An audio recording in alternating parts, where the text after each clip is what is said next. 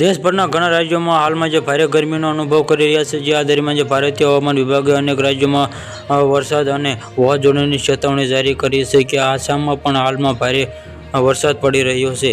21 થી 23 એપ્રિલ દરમિયાન જે અરુણાચલ પ્રદેશ, નાગાલેન્ડ, મણિપુર, મિઝોરમ અને ત્રિપુરામાં વાવાઝોડુંનું વીજળી અને ભારે પવન ફૂંકાવે તેવી શક્યતા હવામાન વિભાગે જે વ્યક્ત કરી છે કે હળવાથી મધ્યમ વરસાદની જે પણ આ શક્યતા વ્યક્ત કરવામાં આવી છે। દિલ્હીમાં NCRમાં જે પણ ગરમી વધી શકે છે। હવામાન વિભાગમાં અનુસાર મહત્તમ તાપમાન 40 ડિગ્રી સેલ્સિયસને વટાવી ગયું છે અને જે આગામી દિવસોમાં તે વધુ વધવાની શક્યતા છે।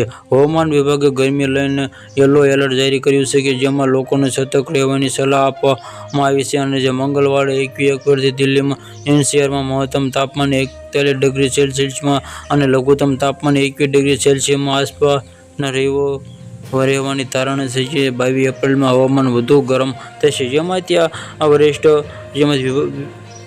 IMD વિભાગને કહે છે કે જે હાલમાં જે ઉત્તર પ્રદેશમાં જે વરસાદમાં છે આવી શકે તેવી શક્યતા સક્રિય હોવાનું પણ પ્રણાલી નથી। પણ 23 એપ્રિલથી હિમાલયમાં જે પ્રદેશોમાં એક નવી પશ્ચિમ વિક્ષેપ આવવાની છે કે IMD વિભાગમાં જે હાલમાં જે લાવવામાં આવેલી સક્રિય થતા જે હવામાન પ્રણાલી નથી। 23 એપ્રિલમાં હિમાલય પ્રદેશમાં જે આ વિક્ષેપ આવવાની ધારણા છે પરંતુ તે મેદાની વિસ્તારો પરથી તેની અસર ઓછી રહેવાની શક્યતા છે।